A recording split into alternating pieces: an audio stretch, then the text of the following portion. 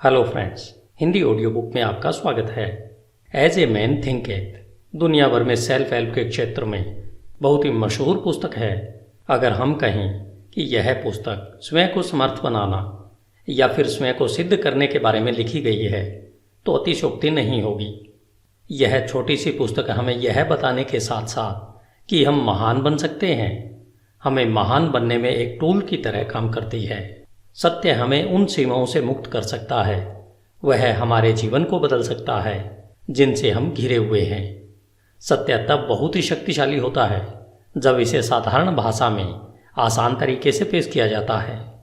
James Allen हमें इस पुस्तक के माध्यम से स्पष्ट रूप से दिखाते हैं कि कैसे हम उस चाबी रूपी ज्ञान का प्रयोग करके जिस सफलता की हम कल्पना करते हैं उस महानतम सफलता को और उसे प्राप्त करने के तरीकों को खोल सकते हैं। इस पुस्तक को 7 अध्यायों में लिखा गया है जो बेहद सुंदर तरीके से एक दूसरे से जुड़े हुए हैं।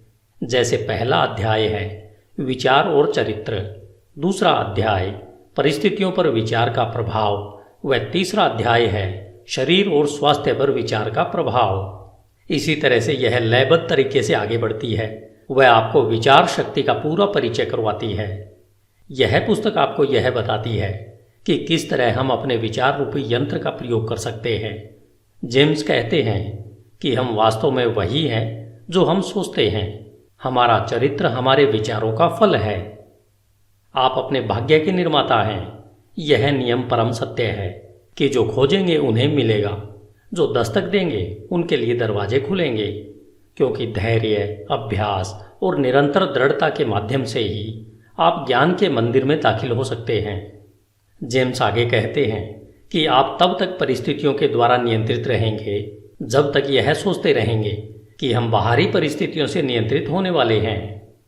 आपने अगर नेपोलियन हिल के द्वारा लिखित पुस्तक थिंक एंड ग्रो रिच पढ़ी है तो आपने महसूस किया होगा कि विचार की शक्ति कितनी महान है।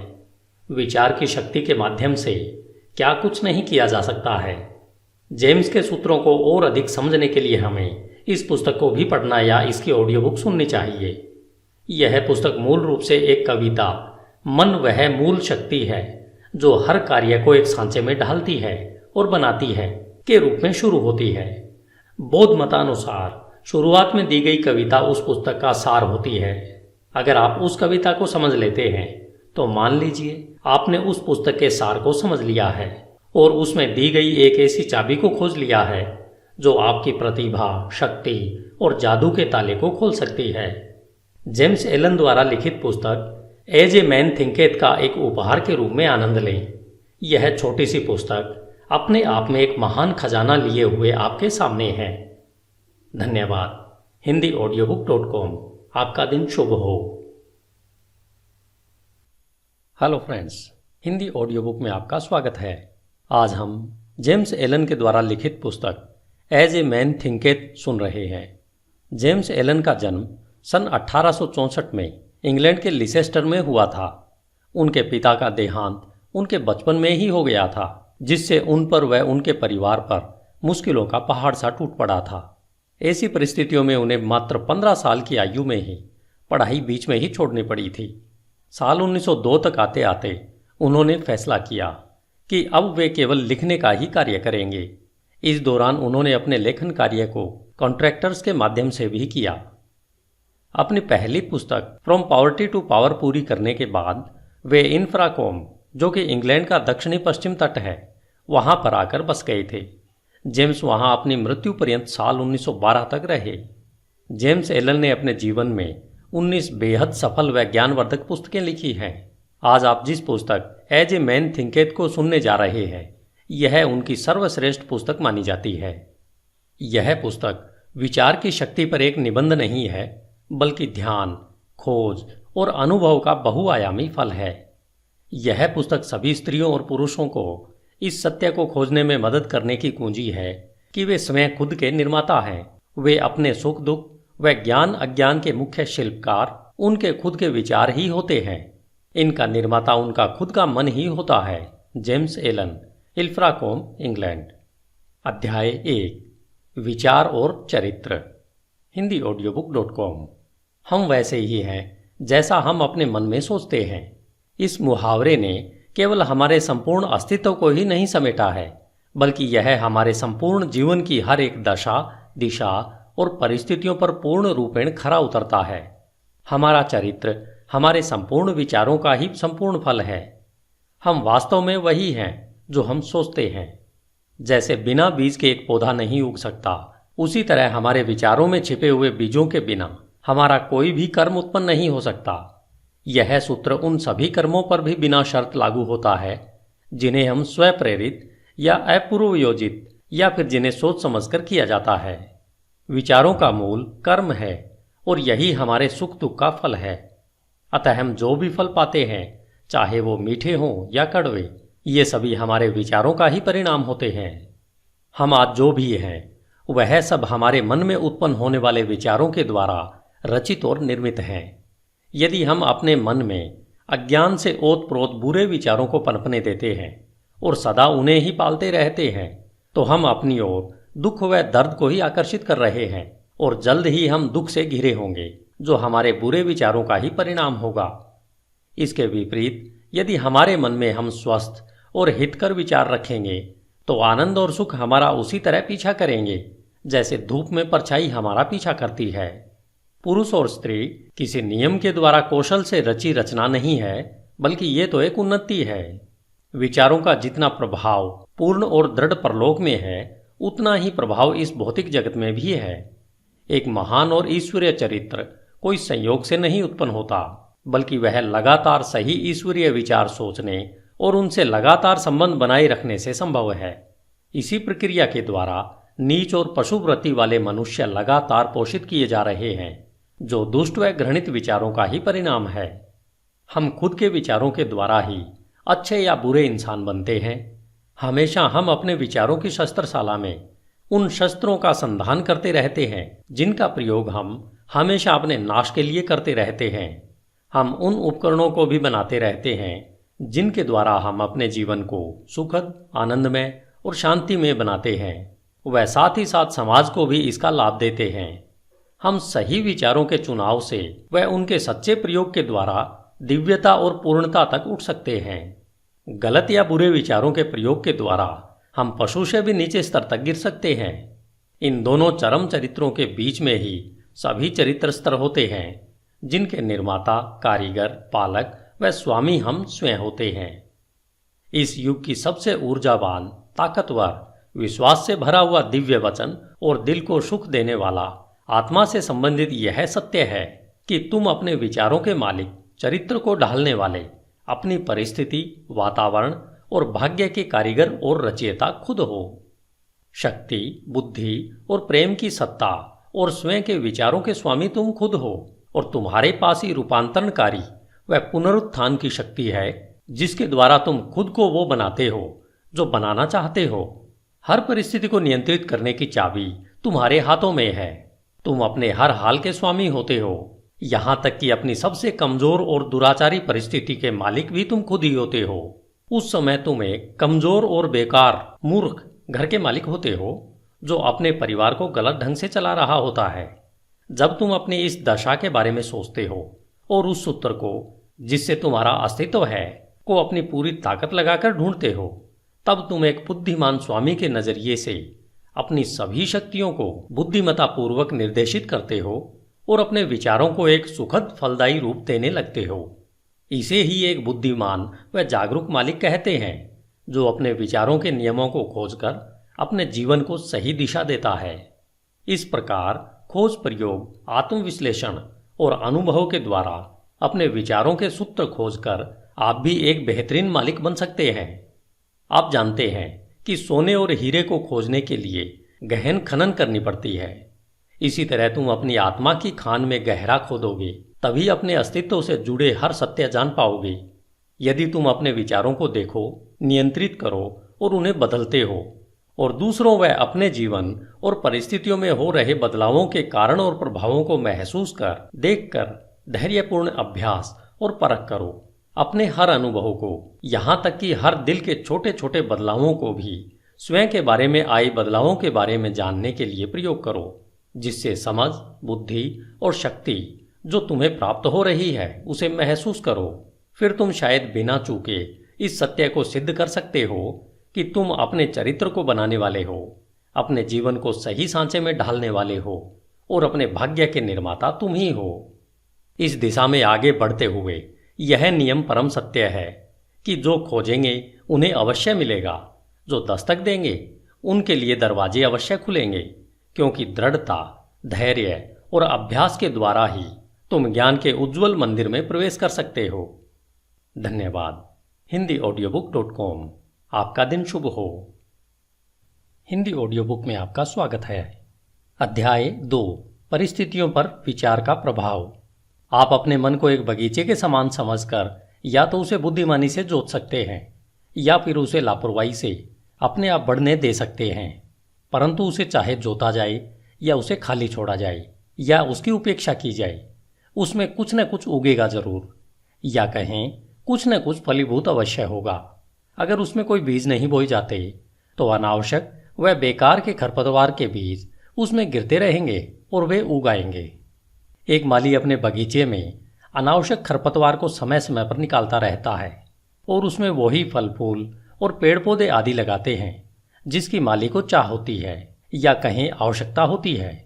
हमें भी अपने मन रूपी बगीचे को एक माली की तरह लगातार देखभाल करते रहना चाहिए। अशुद्ध, बेकार, अनावश्यक और अनुचित विचारों को पहचान कर अपने मन से निकाल फेंकना चाहिए। वह आवश्यक, शुद्ध, उपयोगी और उत्पादक विचारों को फलों और फूलों की तरह सहेज कर उनकी उचित प्रकार से देखभाल करते रहना चाहिए। इस प्रक्रिया का पालन करते हुए उचित समय अवधि में आप जान पाओगे कि आप ही अपनी आत्मा के प्रमुख माली और रक्षक हो। आप ही अपने जीवन के निर्देशक हो। आप ही अपने अंदर विचारों के नियमों को प्रकट कर पाते हो। आप ही हमेशा बढ़ती सत्यता से यह भी समझ पाते हो कि कैसे आपके विचार की शक्तियां और मन के अन्य घटक आपके सच्चे चरित्र, सकारात्मक परिस्थितियां और उज्जवल भाग्य का निर्माण करने के काम में लगे हुए हैं। विचार और चरित्र एक समान होते हैं क्योंकि माहौल और परिस्थितियों के द्वारा ही चरित्र निर्मित होता है और प्रकट होता है। इस प्रकार आप हर समय यह देखेंगे कि आपके जीवन की बाहरी परिस्थितियां आपके अंतर्मन के विचारों से परस्पर जुड़ाव और तालमेल में रहेंगी। इसका मतलब यह बिल्कुल नहीं है कि हर समय जैसी आपकी परिस्थिति है वह आपके पूरे चरित्र को ही दर्शाती रहती है। इसका अर्थ यह है कि वे परिस्थितियां आपकी विचारधारा के किसी आवश्यक पहलू से उस समय के लिए इतना करीब से जुड़ी हुई हैं कि वे आपकी प्रगति के लिए आवश्यक हों। आज आप जिस भी स्थिति में हैं वह सब आपकी सत्ता के नियमों के कारण ही हैं। आपको इस जगह आपके विचार ही लेकर आए हैं। आपके जीवन की संरचना में संयोग नाम की कोई चीज नहीं है। जो भी है वह उस नियम का ही परिणाम है जो अचूक है। यह बात उनके लिए उतनी ही सही है जो अपनी परिस्थितियों के साथ तालमेल में कमी का अनुभव करते हैं, जितना कि उनके लिए जिन्हें लगता है कि वे परिस्थितियों से संतुष्ट हैं। एक प्रगतिशील और जागरूक सत्ता के रूप में आप जहां पर हो वहां इसलिए हो कि आप उससे सीख कर आगे बढ़ सको। जैसे आप परिस्थिति में निहित आध्यात्मिक शिक्षण को सीख लेते हो, वह निकल जाती है और दूसरी परिस्थितियों के लिए जगह बनाती है।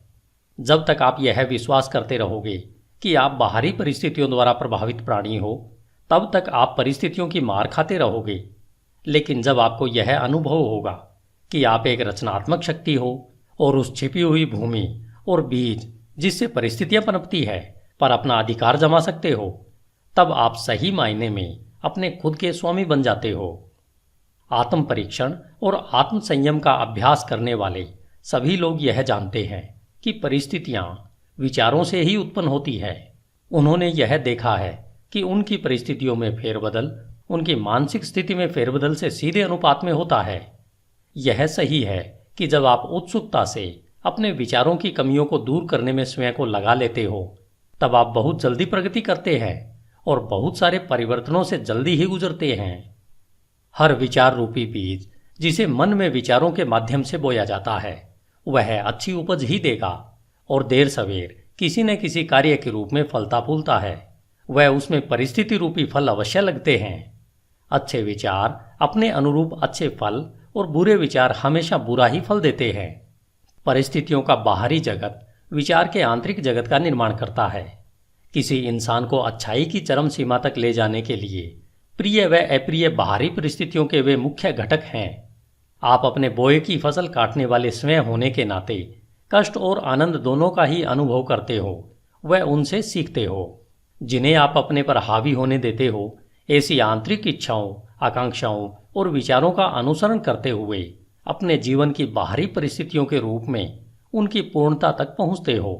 उन्नति और अवनति के नियम सब जगह लागू होते हैं। कोई भी व्यक्ति जब अवनति के निचले स्तर पर या जेल जाता है तो परिस्थिति की क्रूरता के कारण नहीं, बल्कि अपने तुच्छ विचारों और निम्नतम इच्छाओं के द्वारा जाता है।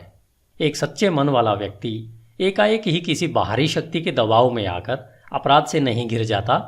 उसके मन में आपराधिक सूक्ष्म विचार गुप्त रूप से पनप रहा होता है, जो अवसर मिलते ही अपनी पूरी शक्ति से प्रकट होता है। परिस्थितियां व्यक्ति को नहीं बनाती, बल्कि उस व्यक्ति का विचार जैसा है उसके लिए वैसी परिस्थिति प्रकट करती है। सिवाय हमारे स्वयं के बुरे इरादों के ऐसी कोई भी परिस्थिति नहीं होती जो हमें बुराइयों या कष्ट की ओर नीचे ले जा सके। इसी प्रकार ऐसी भी कोई स्थिति नहीं हो सकती जो हमारी बिना अच्छी और सफल आकांक्षाओं को निरंतर उपजाए, हमें पुण्य, सफलता और उससे जुड़े आनंद की ओर ऊपर न उठाए। इस प्रकार से हम यह जान जाते हैं कि अपने विचारों के स्वामी होने के नाते हम स्वयं को बनाते हैं, अपनी परिस्थितियों और वातावरण को आकार देते हैं और उसके रचयिता भी हम ही होते हैं। हम जो चाहते हैं उसे आकर्षित नहीं करते, बल्कि हम उसे अपनी ओर आकर्षित करते हैं जो हम हैं। हमारी महत्वाकांक्षाएं, हमारी पसंद और हमारी इच्छाएं कदम कदम पर निष्फल होती रहती हैं। हमारे आंतरिक विचार और इच्छाएं स्वयं की खुराक, जो चाहे अच्छा हो या बुरा, उसी के द्वारा पोषित होती है। वह दिव्यता जो हमें आकार देती है, वह हमारी आत्मा है जो हमारे अंतर्मन में है। हम स्वयं के द्वारा ही बंदी बनाए गए होते हैं। हमारे स्वयं के विचार और कर्म हमारे भाग्य के जेलर हैं।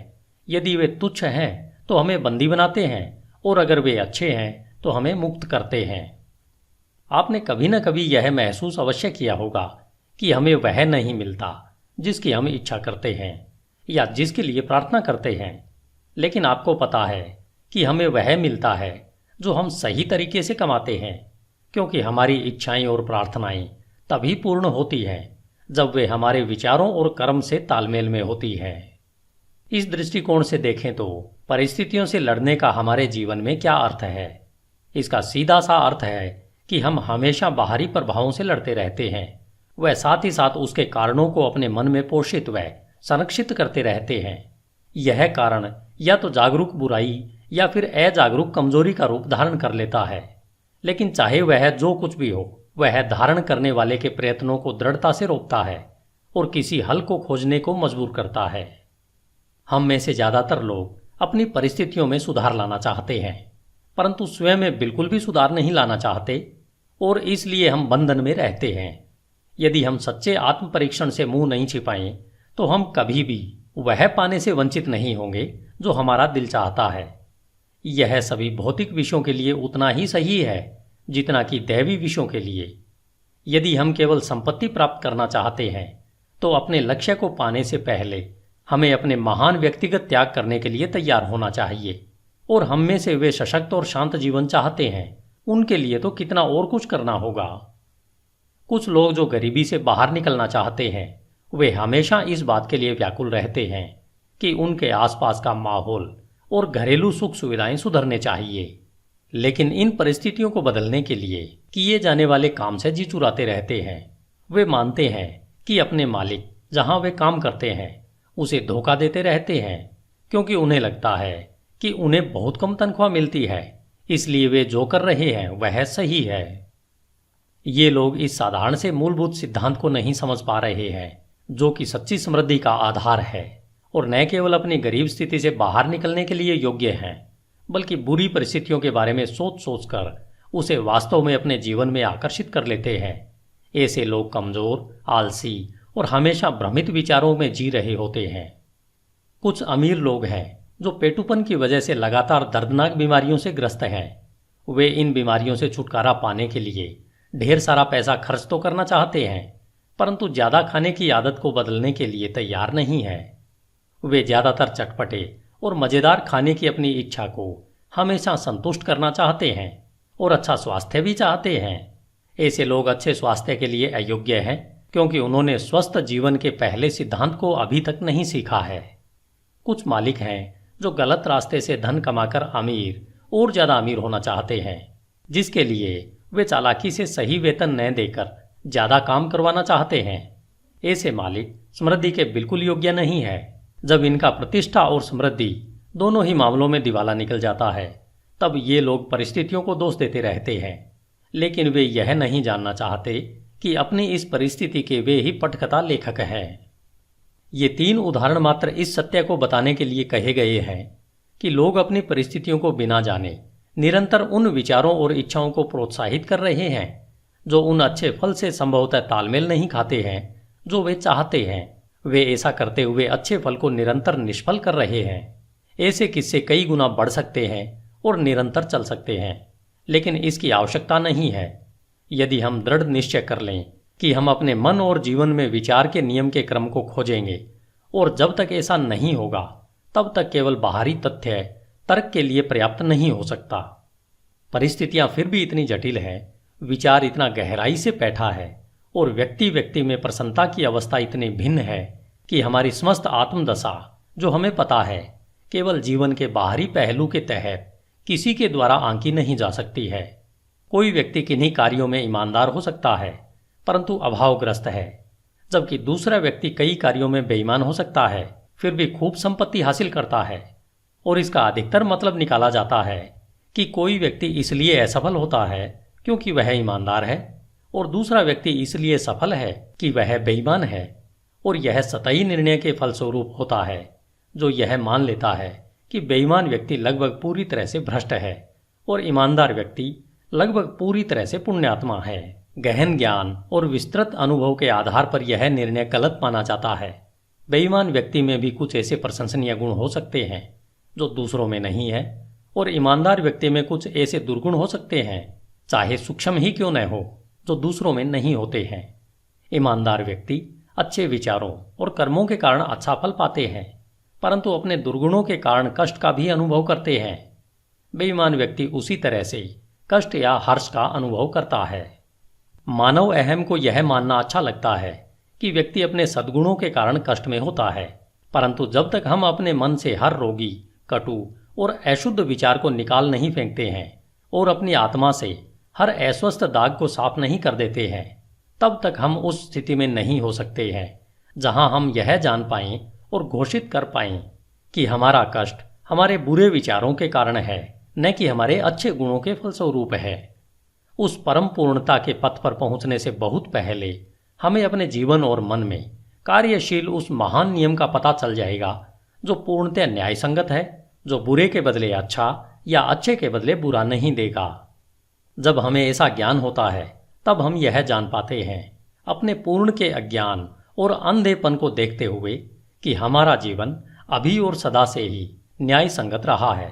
हमारे पूर्व के सारे अच्छे या बुरे अनुभव हमारे विकसित होते हुए फिर भी अविकसित आत्मा के ही उचित परिणाम है।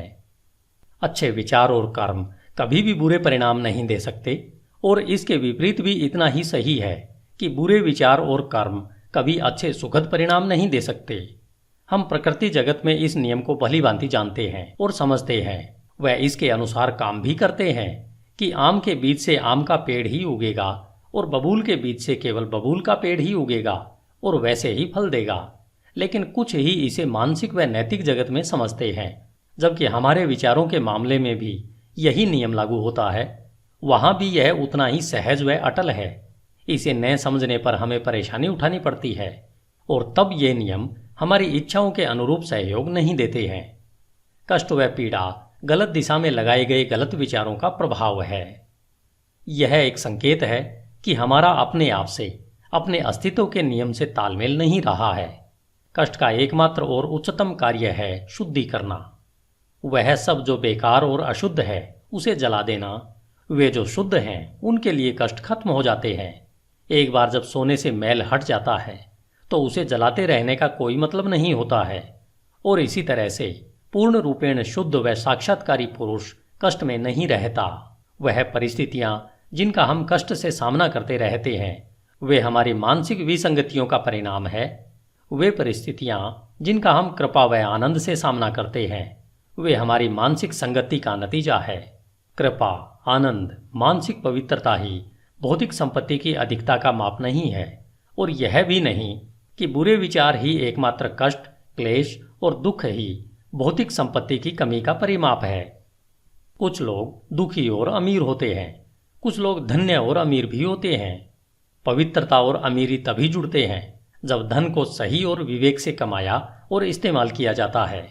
गरीब अधिक पीड़ा का अनुभव तब करते हैं जब उन्हें लगता है कि बिना वजह के उनका बोझ उन पर लाद दिया गया है। गरीबी और भोगाशक्ति दुख या कहीं पीड़ा के दो चरम पहलू है। ये दोनों ही अस्वाभाविक है, मानसिक असंतुलन का नतीजा है। जब तक हम खुश, स्वस्थ और समृद्ध नहीं होते, तब तक हमारी सही अवस्था नहीं होती। खुशी, स्वास्थ्य और समृद्धि का हमारी परिस्थितियों के आंतरिक और बाहरी स्थिति से तालमेल का ही परिणाम है। जब हम शिकायत व तिरस्कार करना बंद कर देते हैं और उस छिपे हुए नियम को जो हमारे जीवन को संचालित करता है उसे ढूंढना शुरू करते हैं, तब हम खुश, स्वस्थ और समृद्ध होना शुरू कर देते हैं। और जब हम अपने मन में उस संचालित करने वाले घटक को अपना लेते हैं, तब हम दूसरों पर अपने कष्ट का कारण होने का आरोप लगाना बंद कर देते हैं और हम सशक्त और स्वस्थ विचारों को अंतर्मन में बढ़ाने लगते हैं। हम परिस्थितियों पर चीखना चिल्लाना बंद कर देते हैं। वह अपनी तीव्र प्रगति के लिए अपने अंदर छिपी हुई शक्तियों और संभावनाओं को खोज करके एक साधन के रूप में प्रयोग करना शुरू कर देते हैं। इस सत्य का प्रमाण हर इंसान में है और इसलिए नियमित आत्म परीक्षण और आत्म विश्लेषण की सरल पड़ताल द्वारा इसे जाना जा सकता है। हम मूलभूत तौर पर अगर अपने विचारों को बदलते हैं तो हम अपने जीवन की भौतिक परिस्थितियों में आए त्वरित बदलाव को देखकर आश्चर्यचकित रह जाएंगे।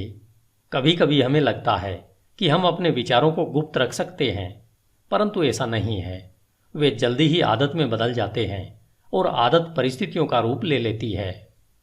बुरे और निम्न स्तर के विचार आक्रोश और नशे की आदत बनाते हैं, जो पीड़ा, कष्ट और गरीबी का रूप लेते हैं। किसी तरह के भी विनाशकारी विचार अनसुलझी थकाऊ आदतें बन जाती है, जो ध्यान भंग करने वाली और विपरीत परिस्थितियों का आकार ले लेती है। डर, संशय और अनिर्णायक विचार कमजोर और बेमेल आदतों का रूप ले लेते हैं, जो असफलता, गरीबी और निर्भरता की परिस्थितियों के रूप में आकार लेती है। आलसी विचार बेईमानी और गंदगी का रूप लेते हैं, जो गरीबी व नीचता का आकार लेती है। घृणित और दंडनीय विचार हिंसा और आरोप लगाने की आदत का रूप लेते हैं, जो चोट लगने व दंड मिलने वाली परिस्थितियों का आकार लेते हैं। हर तरीके से स्वार्थी विचार स्वार्थीपन का रूप लेते हैं, जो उन परिस्थितियों को आकर्षित करते हैं जो दुखदायी होती है। दूसरी ओर हर तरह के सुंदर विचार कृपा और अच्छाई का रूप लेते हैं, जो प्रिय और सुखद परिस्थितियों को आकार देते हैं। रचनात्मक विचार आत्मसंयम और संतुलित मन का रूप लेते हैं, जो शांति और विश्रांति की परिस्थितियों का आकार लेती है। साहस, आत्मनिर्भरता और निर्णय के विचार सशक्त और फलदायी आदतों का रूप लेते हैं, जो सफलता, प्रचुरता और मुक्ति की परिस्थितियों को आकार देती है। ऊर्जापूर्ण विचार सफाई पसंद व उद्यमी आदतों को आकार देती है। मृदुल व क्षमाशील विचार मृदुलता की आदत का रूप लेते हैं, जो सुरक्षित व स्वस्थ परिस्थितियों को आकार देती है। प्रेमपूर्ण और निस्वार्थ विचार दूसरों के लिए स्वयं को भूल जाने की आदत का रूप लेते हैं, जो निश्चित और स्थायी प्रचुरता व सच्ची समृद्धि की परिस्थितियों को आकार देती है। लंबे समय तक एक ही तरीके की विचारधारा, चाहे वह अच्छी हो या बुरी, चरित्र और परिस्थितियों पर अपना प्रभाव अवश्य छोड़ती है। हम अपनी परिस्थितियां प्रत्यक्ष तरीके से नहीं चुन सकते, लेकिन अपने विचारों को चुन सकते हैं और इस तरह अप्रत्यक्ष रूप से अवश्य ही परिस्थितियों को आकर्षित कर सकते हैं। प्रकृति हमारे साथ है, हमारे अपने द्वारा काम करती है, जिससे कि हम इन विचारों का आनंद उठा सकें, जिन्हें हम पोषित करते हैं, और ऐसे अवसर प्रस्तुत होते हैं जो जल्दी ही अच्छे और प्रभावशाली विचारों को सतह पर ले आते हैं। जैसे ही हम अपने नकारात्मक और विनाशकारी विचारों को त्यागते हैं, पूरा संसार हमारे प्रति मधुर हो जाता है और हमारी मदद करने को तैयार हो जाता है। जैसे ही हम अपने कमजोर और दूषित विचारों से दूर जाने लगते हैं, हर तरफ ऐसे अवसर उमड़ने लगते हैं जिससे कि हमारे सशक्त संकल्प को मदद मिले।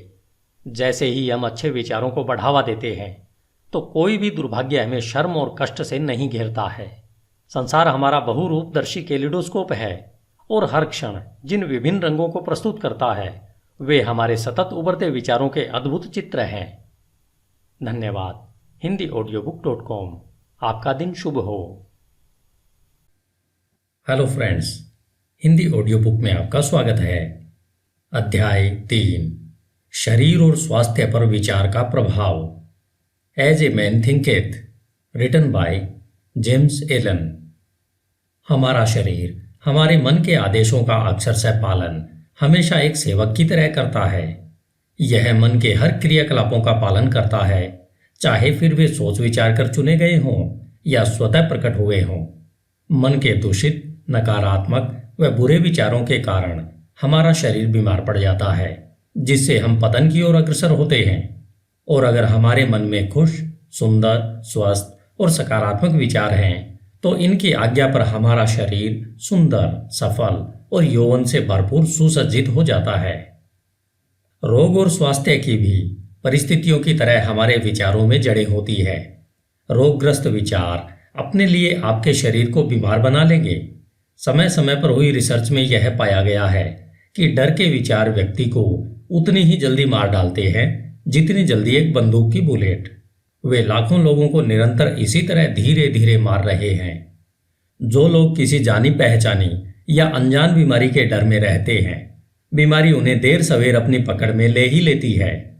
बीमारी की यह चिंता जल्द ही पूरे शरीर को निरुत्साहित कर देती है और रोग को शरीर में प्रवेश करवाने के लिए इसे कमजोर बना देती है। नकारात्मक व अशुद्ध विचार चाहे शारीरिक तौर पर प्रहार न करे, लेकिन नाड़ी मंडल पर नकारात्मक प्रभाव अवश्य डालते हैं और उन्हें कमजोर कर देते हैं। सुंदर, सकारात्मक, शुद्ध व प्रसन्न विचार शरीर को जोश और लावण्य से सुसज्जित करते हैं। शरीर नाजुक और ढलने वाला यंत्र है। यह उन विचारों पर तत्काल प्रतिक्रिया करता है जो उस पर प्रभाव डालते हैं। आपके विचार करने की आदत के कारण विचार किए गए विचारों का प्रभाव आपके शरीर पर अवश्य पड़ता है। चाहे आपने अच्छे या बुरे पर विचार किया हो, प्रभाव अवश्य पड़ेगा। जब तक लोग नकारात्मक विचारों को फैलाते रहेंगे, तब तक उनमें अशुद्ध और जहरीला रक्त बहता रहेगा। शुद्ध हृदय और मनन से शुद्ध जीवन और शुद्ध शरीर उत्पन्न होता है। दूषित व नकारात्मक मन से दूषित व नकारात्मक शरीर व जीवन ही उत्पन्न होते हैं। विचार ही कर्म, जीवन और प्रकटीकरण का स्रोत है। स्रोत को अगर शुद्ध करेंगे तो सब शुद्ध हो जाएगा। अच्छे स्वास्थ्य की चाहत में जो लोग भोजन का तरीका या शैली बदलते हैं, यह तब तक उनकी मदद नहीं करेगा जब तक वे अपने विचारों को नहीं बदल लेते हैं। जब हमारे विचार शुद्ध होंगे तब हमें अशुद्ध भोजन की चाह ही नहीं रह जाएगी। जिन्होंने अपने विचारों को सशक्त व शुद्ध किया है, उन्हें किसी भी हानिकारक जीव से डरने की आवश्यकता नहीं है। स्वस्थ विचार स्वस्थ आदतें बनाते हैं। यदि आप शरीर को पूर्ण स्वस्थ रखना चाहते हो तो अपने मन की रक्षा करो। यदि आप अपने शरीर का नवीनीकरण करना चाहते हो तो मन को सुंदर बनाओ। दुर्भावना, ईर्ष्या, निराशा, नकारात्मकता और उदासी के विचार शरीर के स्वास्थ्य और उसकी चमक को लूट लेते हैं। चिड़चिड़ा चेहरा एकाएक नहीं बनता है, वह उग्र विचारों से बनता है। झुर्रियां जो चेहरे पर खराब दिखती हैं, वे मूर्खता, पीड़ा और घमंड के कारण उत्पन्न होती है।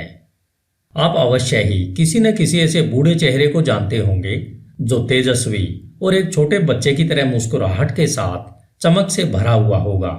और ऐसे चेहरे भी आप अवश्य देखते होंगे जो निराशा की झुर्रियों के कारण उम्र से पहले ही बूढ़े दिखाई देने लगे होंगे। एक चेहरा खुशी व सकारात्मकता का व दूसरा चेहरा नकारात्मकता व बुरे निराशाजनक विचारों का परिणाम है।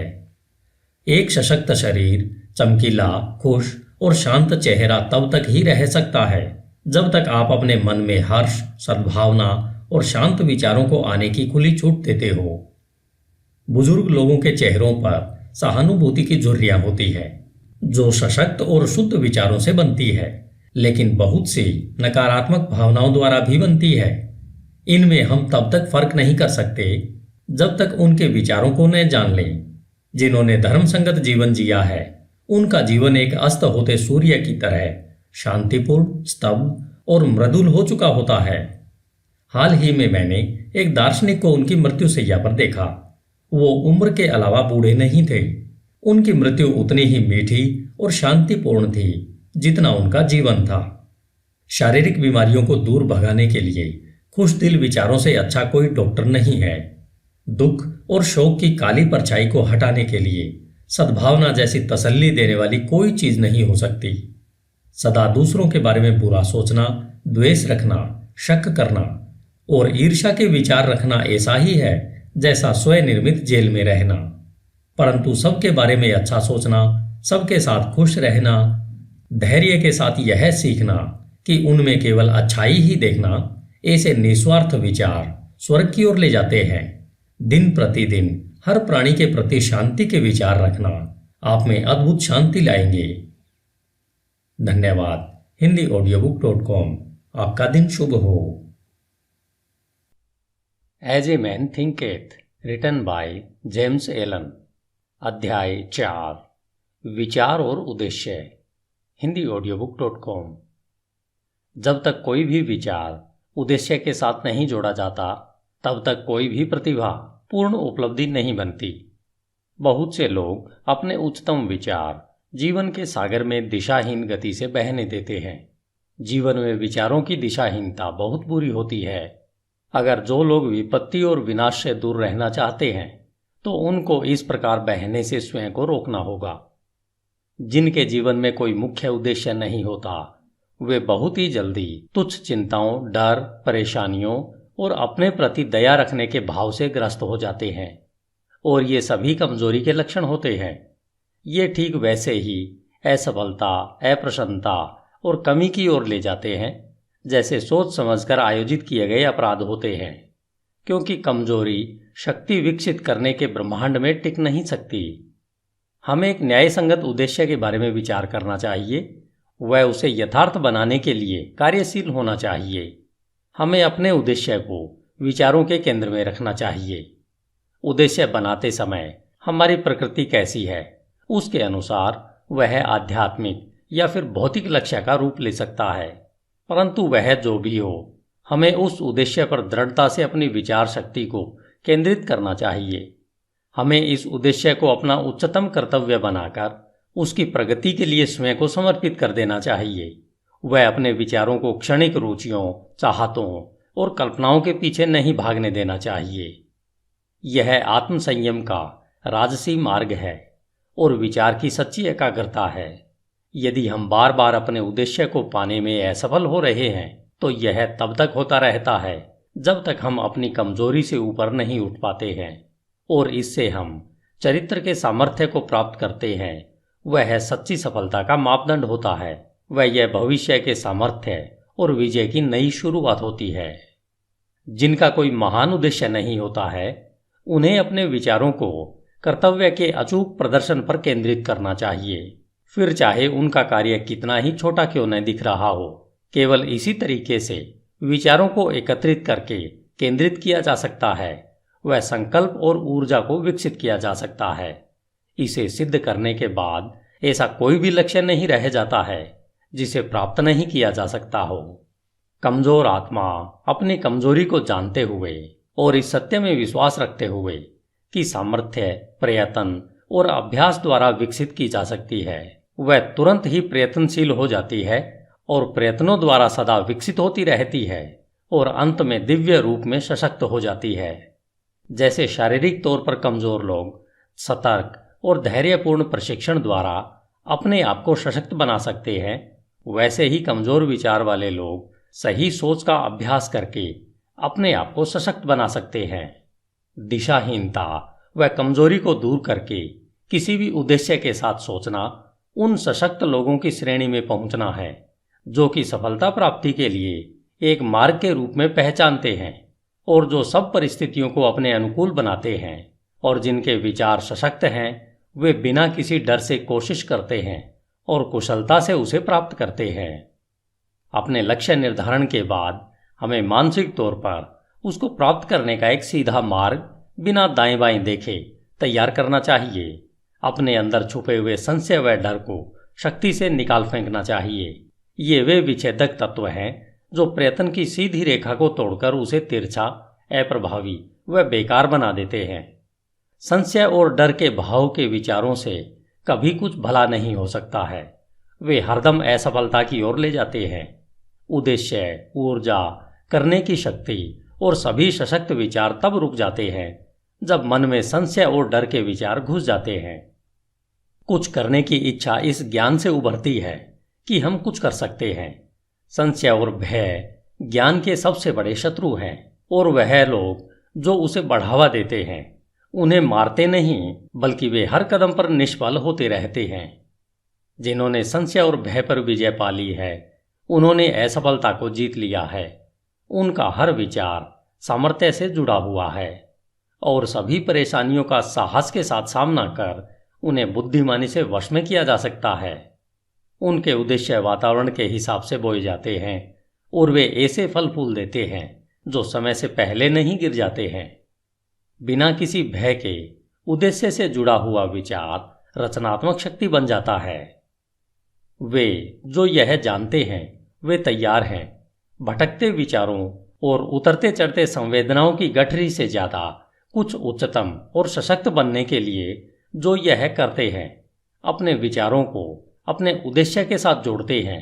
वे अपनी मानसिक शक्ति के जागरूक और बुद्धिमान शासक बन जाते हैं। धन्यवाद। HindiAudiobook.com। आपका दिन शुभ हो। As a man thinketh, James Allen. अध्याय 5। उपलब्धि में विचार एक घटक। HindiAudiobook.com। आप जो भी पाते हो या पाने में असफल होते हैं तो यह सब आपके विचारों का सीधा सीधा नतीजा है। इस न्यायपूर्ण व्यवस्थित संसार में जहां संतुलन की कमी विनाश ला सकती है वहां व्यक्तिगत जिम्मेदारी अवश्य पूर्ण होनी चाहिए। आपकी ताकत या कमजोरी, सफलता या असफलता, जय या पराजय, सुख या दुख जैसी कोई भी दशा केवल आपकी ही है, किसी दूसरे की नहीं है। जैसा आप सोचते हैं वैसे ही आप हो। जैसा आप सोचते रहते हैं वैसे ही आप बन जाते हैं। सशक्त लोग कमजोर लोगों की मदद तब तक नहीं कर सकते जब तक कमजोर लोग मदद लेने के लिए तैयार नहीं होते। जिस मजबूती को वे दूसरों में देखते हैं उन्हें अपने प्रयत्नों के द्वारा उस सामर्थ्य को विकसित करना होगा। केवल और केवल हम खुद ही अपनी दशा को बदल सकते हैं। दबाने वाले व दबने वाले वास्तव में अपने आप को सताने में सहयोगी होते हैं, बल्कि देखने में यह लगता है कि वे एक दूसरे को सता रहे हैं। पूर्ण ज्ञान कर्म के नियम को दबाने वाले की कमजोरी में और दबाने वाले की दुष्प्रयुक्त शक्ति में देखता है। पूर्ण प्रेम दोनों के कष्ट को देखकर किसी का भी हनन नहीं करता। पूर्ण करुणा दबाने वाले और दबने वाले दोनों को ही अपनाती है। जिन्होंने कमजोरी पर विजय पा ली है और सभी स्वार्थी विचारों को त्याग दिया है, जो न तो अत्याचारी हैं और न ही वह जिन पर अत्याचार हो रहा है, वे मुक्त हैं। कुछ पाने से पहले, जो चाहे सांसारिक वस्तुएं हों, हमें अपने विचारों को अति भोगवादी होने से ऊपर उठाना चाहिए। हमें सफलता पाने के लिए सभी स्वार्थों को नहीं तो कुछ को तो छोड़ना ही होगा। अगर हमारे सभी विचार भोगवादी हैं, जिससे हम न तो ठीक प्रकार से सोच सकते हैं और न ही ठीक योजना बना पाते हैं, इसलिए हम ज्यादातर क्षेत्रों में असफल होते हैं। हमने अभी तक अपने विचारों को प्रभावशाली तरीके से नियंत्रित नहीं किया है और इसलिए हम गंभीर जिम्मेदारियों को अपनाने के योग्य नहीं होते। हम न तो अकेले कोई कार्य करने में स्वतंत्र हैं और न ही अकेले खड़े रहने में। हमने जो विचार चुने हैं हम उनके द्वारा सीमाबद्ध हैं। बिना त्याग के न तो प्रगति हो सकती है न कोई उपलब्धि मिल सकती है। वह हमारी सांसारिक सफलता इस बात के सीधे अनुपात में होगी कि हमने किस हद तक स्वार्थी भोगाशक्त विचारों पर काबू पा लिया है और अपने मन को अपनी योजनाओं के विकास और अपने संकल्प और आत्मविश्वास को सशक्त करने में लगाया है। हम जितनी उच्चता अपने विचारों में लाएंगे उतने ही ज्यादा धर्म संगत, सही और आदर्शवादी हम बन पाएंगे और उतनी ही ज़्यादा हमारी सफलता होगी। वह हमारी उपलब्धियां उतनी ही अधिक आशीर्वादित व स्थायी होंगी। लोभी, बेईमान व दुष्ट इंसान का साथ ब्रह्मांड कभी नहीं देता, लेकिन सरसरी तौर पर लग सकता है कि ऐसा हो रहा है। वह ईमानदार, उदार हृदय व पुण्यात्मा की मदद करता है। समस्त योगों के महान शिक्षकों ने यह अलग अलग तरीके से दुनिया को बताया है कि इसको जानने व सत्य साबित करने के लिए आपको विचारों को उच्च करके अपने आप को पुण्यात्मा बनाने में कार्यरत रहना है। बौद्धिक उपलब्धियां ज्ञान की खोज या जीवन और प्रकृति में सुंदरता व सत्य की खोज में अर्पित विचारों का नतीजा है। ऐसी उपलब्धियां कई बार महत्वाकांक्षाओं व अभिमान से जोड़ी जा सकती हैं, परंतु वे इन विशेषताओं का परिणाम नहीं है, वरन लंबे और कठिन परिश्रम का व शुद्ध और निस्वार्थ विचारों का स्वाभाविक नतीजा है। आध्यात्मिक उपलब्धियां पवित्र महत्वाकांक्षाओं की सिद्धि है। जो लोग लगातार पुण्य व उच्च विचारों की भावना रखते हैं, जो उन सब पर चिंतन करते हैं जो शुद्ध व निस्वार्थ हैं, सूर्य और चंद्र की पूर्णता की तरह अवश्य ही अपने चरित्र में पुण्यात्मा व ज्ञानी बनते हैं और एक प्रभावशाली और धनी स्थिति तक ऊपर पहुंचते हैं। हम संसार में उच्च सफलता पा सकते हैं और आध्यात्मिक लोक में भी उच्च स्थिति तक उठ सकते हैं, और दंभी, स्वार्थी व दूषित विचारों को अपने में समाकर हम कमजोर और दुर्भाग्यशाली स्थिति में गिर सकते हैं। सही विचार द्वारा प्राप्त विजय को केवल सार्थकता द्वारा ही बनाए रखा जा सकता है। जब सफलता मिलना तय होता है तो बहुत से चूक जाते हैं और शीघ्र ही असफलता को चखते हैं। समस्त उपलब्धियां चाहे व्यापार, बौद्धिक या आध्यात्मिक जगत में हो, निश्चित रूप से निर्देशित विचारों का फल है और उसी नियम के अधीन है और उसका वही तरीका है। फर्क सिर्फ प्राप्ति के लक्ष्य में है। वे जिन्हें बहुत कम मिलता है उन्हें थोड़ा त्याग भी करना चाहिए, और जो ज्यादा प्राप्त करते हैं उन्हें ज्यादा त्याग करना चाहिए। वे जिन्हें उच्चतम मिलता है उन्हें महान त्याग करना चाहिए। धन्यवाद। HindiAudiobook.com। आपका दिन शुभ हो। As a man thinketh, James Allen. अध्याय 6। परिकल्पनाएं और आदर्श। स्वप्न देखने वाले इस संसार के मसीहा हैं। जिस तरह से दृश्य जगत अदृश्य द्वारा पोषित है, उसी तरह मानवता सभी परीक्षाओं, गलतियों और कष्ट में उसके योगी स्वप्न देखने वालों की सुंदर परिकल्पनाओं द्वारा पोषित होती है। मानवता अपने स्वप्न दृष्टाओं को भूल नहीं सकती। वे उनके आदर्शों को ऐसे ही फीका पड़कर मर जाने नहीं दे सकती। वह उनमें रहती है। वह उन्हें वास्तविकताओं जैसा मानती है, जैसे कि एक दिन वह उन्हें देखेगी और जान पाएगी। संगीतकार, मूर्तिकार, चित्रकार, कवि, पैगंबर, ऋषि ये जगत के परे की दुनिया के बनाने वाले हैं, स्वर्ग के शिल्पकार हैं। यह जगत सुंदर है क्योंकि ये इसमें रहते हैं। उनके बिना श्रमकारी मानवता मिट जाएगी। जो अपने हृदय में एक सुंदर परिकल्पना को व उच्च आदर्श को संजोते हैं, एक दिन उसे साकार कर पाएंगे। कोलंबस ने एक दूर देश की कल्पना को संजोया था और उसने उसे खोज निकाला। कोपरनिकस ने संसारों की अनेकता और एक विस्तृत ब्रह्मांड के होने की परिकल्पना को पोषित किया था और उसने उसे प्रकट भी किया। भगवान बुद्ध ने निष्कलंक सुंदरता और पूर्ण शांति के आध्यात्मिक जगत की परिकल्पना को संजोया था और उन्होंने उसमें प्रवेश भी किया। अपनी परिकल्पनाओं को पोषित करो, अपने आदर्शों को पोषित करो। तुम्हारे हृदय में जो संगीत उमड़ता है, मन में जो सुंदरता रूप लेती है, तुम्हारे सूक्ष्मतम विचारों को जो खूबसूरती लपेटती है, उसे पोषित करो, क्योंकि उन सब में से हर्षपूर्ण परिस्थितियां और स्वर्गपूर्ण वातावरण पनपेंगे और बढ़ेंगे। यदि तुम इनके प्रति सच्चे रहो तो तुम्हारे संसार का अंततः निर्माण होगा। चाहने से तुम पाओगे, आकांक्षा रखने से प्राप्त करोगे। क्या हमारी निम्नतम इच्छाओं को संतुष्टि का पूर्ण माप मिले और हमारी शुद्धतम आकांक्षाएं पोषण की कमी से नष्ट हो जाएं। ब्रह्मांडीय नियम ऐसा नहीं है। ऐसी दशा में चीजों को प्राप्त नहीं किया जा सकता। मांगो और तुम्हें मिल जाएगा।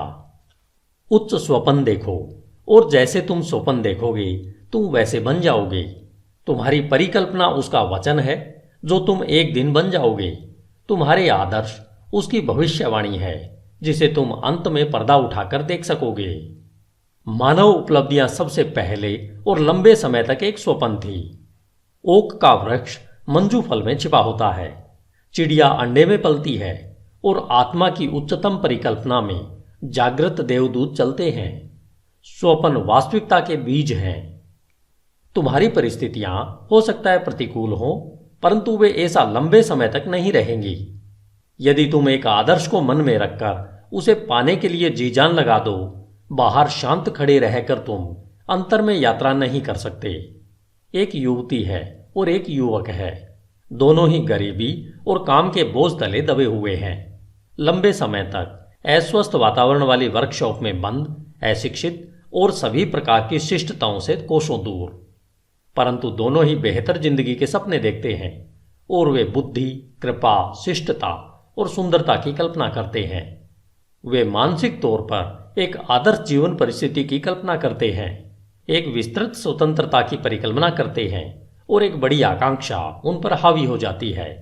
व्याकुलता उन्हें कर्म करने के लिए उकसाती है और वे अपने खाली समय व साधनों को, चाहे वे अभी कम है, अपने सोई शक्तियों और साधनों के विकास में लगाते हैं। शीघ्र ही उनके मन इतने परिवर्तित हो जाते हैं कि वह वर्कशॉप उन्हें बांध कर नहीं रख पाती है। उनकी सोच से वह इतनी बेमेल हो जाती है कि वह उनके जीवन से वैसे ही बाहर हो जाती है जैसे कोई कपड़ा उतारकर फेंक दिया जाता है। जैसे जैसे उनके लिए वे अवसर बढ़ते जाते हैं जो कि उनकी विस्तृत होती शक्तियों के कार्य क्षेत्र को समा सकें, वे उससे हमेशा के लिए बाहर निकल जाते हैं। सालों बाद हम उन्हें फिर देखते हैं। बहुत ही विशिष्ट तरीकों में हम उन्हें मन की कुछ एक शक्तियों के अधिकारी पाते हैं जिनके प्रयोग से वे दुनिया भर पर प्रभाव और लगभग अप्रतिम सामर्थ्य से शासन करते हैं। वे अपने हाथों में विशाल जिम्मेदारियों के सूत्रों को थामे हैं। वे बोलते हैं और जीवन रूपांतरित हो जाते हैं। स्त्री और पुरुष उनके शब्दों में विश्वास करते हैं और अपने चरित्र को पुनः ढालते हैं और सूरज की तरह ये ऐसे स्थायी और प्रकाशित केंद्र बन जाते हैं जिसके चारों ओर असंख्य जीव घूमते रहते हैं। उन्होंने अपने यौवन की परिकल्पना को पा लिया है। वे अपने आदर्शों से एक हो गए हैं।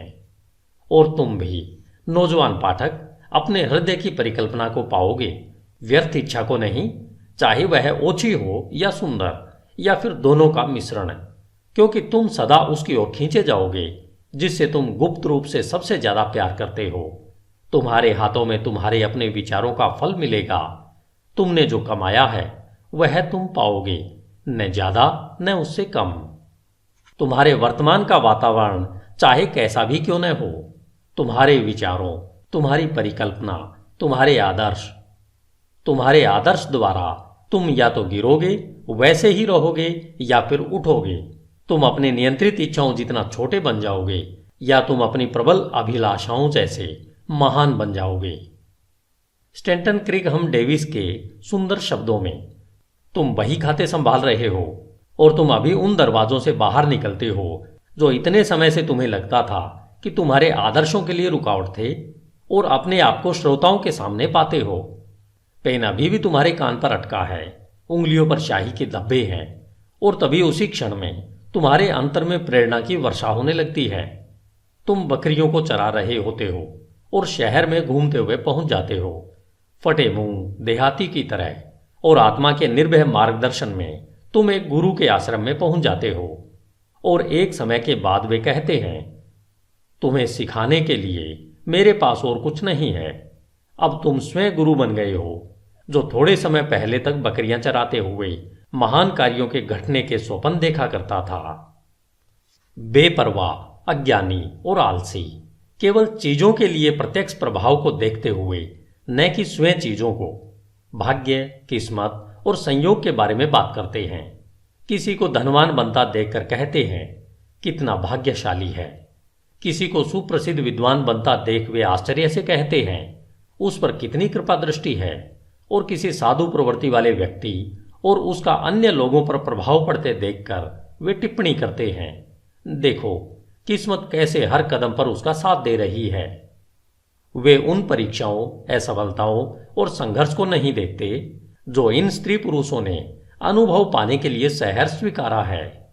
उन्हें इनके द्वारा किए गए त्याग का, साहसिक प्रयत्न का और विश्वास जिसे उन्होंने अपनाया है का जरा सा भी ध्यान नहीं है, जिससे कि वे अलंध्य दिखने वाले लक्ष्य को प्राप्त कर सकें और अपने हृदय की परिकल्पना को पा सकें। उन्हें मन के अंधकार और दिल के टूटने का कोई एहसास नहीं होता। उन्हें केवल प्रकाश और प्रसन्नता दिखती है और वे उसे भाग्य कहते हैं। वे लंबी और कठिन यात्रा नहीं देखते, केवल सुखी परिणाम को देखते हैं और वे उसे सद्भाग्य कहते हैं। वे प्रक्रिया को नहीं समझते, केवल नतीजा देखते हैं और उसे संयोग कहते हैं। हर मानव कार्य में प्रयत्न है और फल भी है, और प्रयत्न कितना सशक्त है इसे फल से मापा जाता है। यह कोई संयोग नहीं है। कहे जाने वाले उपहार, शक्ति, भौतिक, बौद्धिक और आध्यात्मिक अधिकार प्रयत्न के हैं। वे पूर्ण किए हुए विचार हैं, प्राप्त किए हुए लक्ष्य हैं, साकार परिकल्पनाएं हैं। वह परिकल्पना जिसकी तुम अपने मन में प्रशंसा करते हो, वह आदर्श जिसे तुमने अपने हृदय में विराजित कर रखा है, उससे तुम अपने को बनाओगे और यही तुम बन जाओगे। धन्यवाद। hindiaudiobook.com। आपका दिन शुभ हो। As a man thinketh, James Allen. अध्याय 7, प्रशांति। hindiaudiobook.com। मन की शांति ज्ञान का एक सुंदर मणि है। वह आत्मसंयम के लंबे और धैर्यपूर्ण प्रयत्न का नतीजा है। उसकी उपस्थिति परिपक्व अनुभव का और नियम व विचारों के उच्च ज्ञान व कार्यकलाप का चिन्ह है। हम उसी मात्रा में शांत होते हैं जितना हम विचार विकसित अस्तित्व के रूप में स्वयं को समझते हैं, क्योंकि ऐसा ज्ञान विचार के फलस्वरूप निश्चित ही दूसरों को समझने की क्षमता रखता है। और जैसे हम सही समझ को विकसित करते हैं और कारण व प्रभाव के आधार पर आंतरिक भावनाओं व विचारों को अधिक स्पष्टता से समझते हैं, हम चीखते चिल्लाते नहीं और चिंतित व दुखी नहीं होते। हम संतुलित, वचनबद्ध और शांत रहते हैं।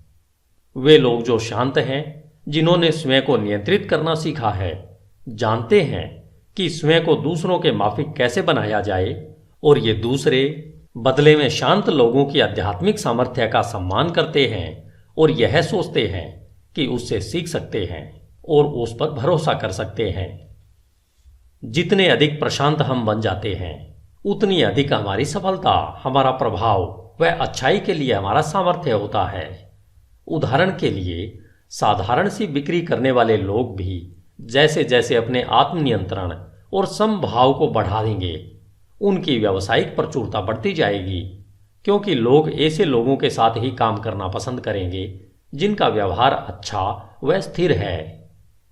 सशक्त और शांत लोगों को सदा सम्मान मिलता है, वह उनसे प्यार किया जाता है। वे प्यासी भूमि में छांव देने वाले पेड़ या फिर तूफान में पनाह देने वाली चट्टान की तरह होते हैं। शांत हृदय, मीठा स्वभाव व संतुलित जीवन किसे पसंद नहीं है। इससे कोई फर्क नहीं पड़ता कि वर्षा होती है या सूरज चमकता है, या इन आशीर्वादों को पाने वालों के जीवन में क्या परिवर्तन आते हैं। वे हरदम मधुर और शांत रहते हैं। वह चरित्र की विशिष्टता जिसे शांतता कहते हैं, संस्कृति का आखिरी सबक है। वह जीवन का फूलना है, आत्मा का फलना है। वह ज्ञान की तरह मूल्यवान है और उसकी सोने से भी ज्यादा कामना करनी चाहिए। हाँ, उत्कृष्ट सोने से भी ज्यादा। पैसे को पाने की चाह कितनी तुच्छ लगती है जब उसकी तुलना एक शांत जीवन, जो सत्य के सागर में लहरों के नीचे आंधी तूफान की पहुंच से परे शाश्वत शांति में बसता है। हम ऐसे कितने ही लोगों को जानते हैं जो अपने जीवन को अप्रिय बना लेते हैं, जो अपने विस्फोटक गुस्से के कारण वह सब जो मधुर और सुंदर है उसे तबाह कर देते हैं, जो अपने चरित्र की शिष्टता का नाश कर देते हैं और मन मुटाव पैदा कर देते हैं। यह एक प्रश्न है कि क्या बड़ी मात्रा में लोग अपने जीवन को तबाह नहीं करते हैं, और क्या वे नासमझी और आत्मनियंत्रण की कमी के कारण अपने जीवन की खुशियों को मार नहीं देते। हम अपने जीवन में ऐसे कितने कम लोगों से मिलते हैं जो शांत होते हैं, जिनमें अद्भुत शिष्टता होती है, जो कि एक परिपक्व चरित्र की विशेषता है। हाँ, अनियंत्रित गुस्से से मानवता आवेश में आती है, अनियंत्रित दुख से उत्तेजित हो जाती है, व्यग्रता और संयम से प्रभावित होती है। केवल वे ज्ञानी जिनके विचार नियंत्रित व शुद्ध हैं, आत्मा की तेज हवाओं और तूफानों व हवा को काबू में ला सकते हैं। तूफान में डांवाडोल आत्मा, चाहे तुम कहीं भी क्यों न हो, चाहे किसी भी परिस्थितियों में क्यों न रहते हो, यह जानती है कि जीवन के समुद्र में पवित्रता के द्वीप मुस्कुरा रहे हैं और तुम्हारे आदर्शों का उजला किनारा तुम्हारे आने का इंतजार कर रहा है। विचारों की पतवार को अपने हाथों में कसकर पकड़ कर रखो। तुम्हारी आत्मा के जहाज में प्रबल स्वामी आराम करता है, वह केवल सोता है, उसे जगाओ। आत्मनियंत्रण सामर्थ्य है, सही विचार श्रेष्ठता है, शांतता शक्ति है। अपने हृदय से कहो, शांत रहो, स्थिर रहो। धन्यवाद। HindiAudiobook.com। आपका दिन शुभ हो।